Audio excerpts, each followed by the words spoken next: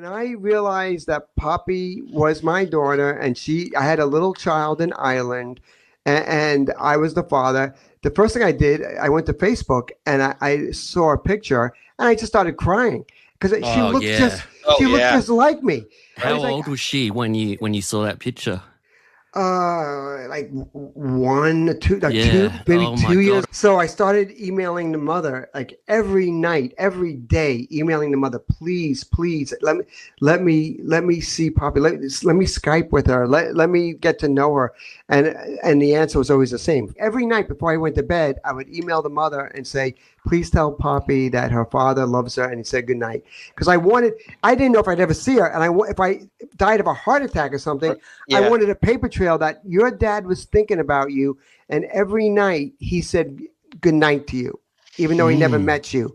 So I even started a website, and it was all Wow. the things about me and about my thoughts on her. So if I died, she would have something when she got older. She'd go, I found this website for my dad, and it's all the things he felt about me and all the things he wanted me to know. And when none of this was working and I wasn't getting anywhere, and now she was starting school, and I was like, all right, what are you I'm going to do? missing that. I'm missing this. I'm missing that. And, Right. and all my friends told me, you're never going to see her. You can't go to another country and fight for, a child. You weren't there when she was born.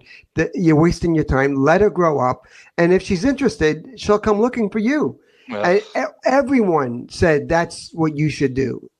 And I wasn't buying that. I said, no. I don't think I would either. One weekend, I got a plane ticket just from Friday to Sunday.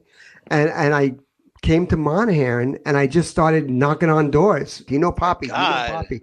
Like a lunatic, going to Oh, every my God. shop, every single shop, every door, anywhere I could go. Do you know Poppy? Do you know Poppy? And I wouldn't leave until I made some sort of connection to this girl and the mother. And I said, you don't know how serious I am. I just came from New York to Monahan for the weekend because I'm serious. I met the grandmother in a pub. It's like a right? Christmas miracle, Chauncey, is what you're describing Yes. right now. Well, This is what amazing. happened? What happened was it was 2 days. It was a day and a half before I had to fly home, and I hadn't made contact with her. So I was in a pub next to this little bed and breakfast I was staying in, and it was just me and the bartender, nobody else in the place. And he said, "Oh, you're on holiday? You're from New York, obviously, or in America." I said, "Well, I'm here to find my daughter." And I told him the story I'm telling you guys. They said, what's her name? And I told him. And he said, I know her and I know the mother. I know the family. And your daughter's God. amazing. I can't, you're the father. I can't believe it. And then at that moment, this woman comes into the bar, sits at the end of the bar, and she says, oh, I had off today from the garage theater. Give me a pint. And I knew the grandmother worked at a place called the Garage Theater. And I looked at the bartender. I said, wait a minute. Is that the grandmother? And he said, it is. He said, it is. I almost What are fainted. the odds? This is like you couldn't write this script. No, This is it's crazy. 4 days you tracked it down. 4 days? Yeah, I traveled across the other side of the world, hunted them down, and now we're in a pub, and we're the only two people in the pub. So I walked over and I said, do you know who I am? And she said, I've been waiting here for about 2 hours, you idiot. Whoa. She was there to see me, and she was waiting for me to come to her. I tried to give her a hug. She goes, don't hug me. Don't hug me. I'm not a hugger. And she said, you can meet me for coffee tomorrow, and I will talk to you about your daughter and what we can do about this situation. So I thought I was in. I thought I succeeded. I did it. And I had photos of my family and balloons and teddy bears. And I show up at the coffee shop, and she's like, okay, let me tell you about your daughter. And she tells me she loves to dance and sing, and she's amazing. And then she says, now let me tell you about what I think of you.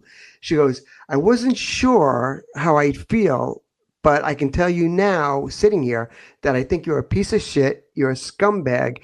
You're never going to see your daughter. She doesn't need you. She has a family, and enjoy the rest of your time in Monahan. So I went home dejected. I took all the gifts and everything, threw them in the garbage.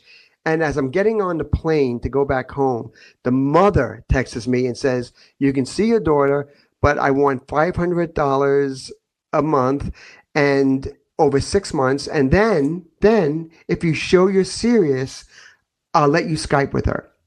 And I was all in on that. And, Don't you think going to Ireland is serious in 4 days? Yes. you would think, but it wasn't. And so for the next couple of months, I wired money. I spent thousands and thousands of dollars I sent and monthly payment, and I never heard anything back ever.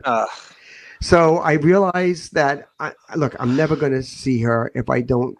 I have to move there. I can't just do this. I have to move to Monaghan, and I got to fight in court legally for access. I flew. I had a one-way ticket to Ireland. I found a little room to rent. And the first day I walked into the courthouse and I said, I'm from America. I have a daughter here. She's 5 years old and I'm her father and I want access.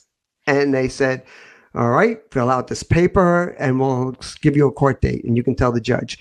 And that's how it started. And from that day on, it was like My Cousin Vinny meets, Sons of Anarchy. Ireland. Yep. And I had to learn and navigate through the Irish family court system, and it's much different than America. And for 2 years, I had to fight and fight and fight. It cost me about $100,000 US.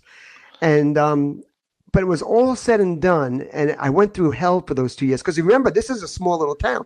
I would run into Poppy every day. Like I would see her in the food mart, she'd be right in front of me. Or I'd walk down the cereal aisle, and she'd be standing there looking at me. Right. So I saw her all Lucky the time, Charms. and she didn't know who I was, and I couldn't tell who I was. So there was a whole process of her getting to know who I am and had me done through child care services. And when it was all said and done, I got the judge to award me guardianship and 50-50 access. So the mother has a half the month, and I have a half the month, and I'm on the birth certificate, and I'm a guardian. So I got everything and more that I ever hoped to get. And my best friend, who's Poppy, and I are extremely close, and it couldn't have turned out any better. I know you can hate men all you want, and a lot of it's valid. We all hate men, and we all agree, But here's a guy who proved he could do whatever to get his kid back. This is the antithesis of a deadbeat dad. I wasn't going home. I wasn't going home. Like I told him, I said, I'm never going home. I said, if this takes 20 years, if I have to come to court every day for 20 years, if I have to lay my body down in front of the courthouse, I'm never going home. I said, so there's no losing. I can't lose because I'm never giving up. But you know what's even better is that I'm best friends with the mom now. Wow, so, I've never would have predicted that. Brilliant. So we only live a few houses apart. Poppy has a half sister who I adore. I adore her half sister, and they're kind of both in my life, And I like Demi Moore and Bruce Willis, Chauncey. A little bit. Dynamic. A little bit. I'm a lucky guy. The first job of a parent would be, to quote Chris Rock, is to keep your daughter off the pole. Yeah, that's right. That's right. Which I'm sure you're gonna. What do you think is worse? The fact what she said to me when she was 6 years old? You know what she said to me? We're driving in the car, and she says, "You know what I want to be when I grow up? I want to be a stripper." What? No. I was at a heart attack. Chauncey, amazing story, by the way. Like I said, Christmas miracle.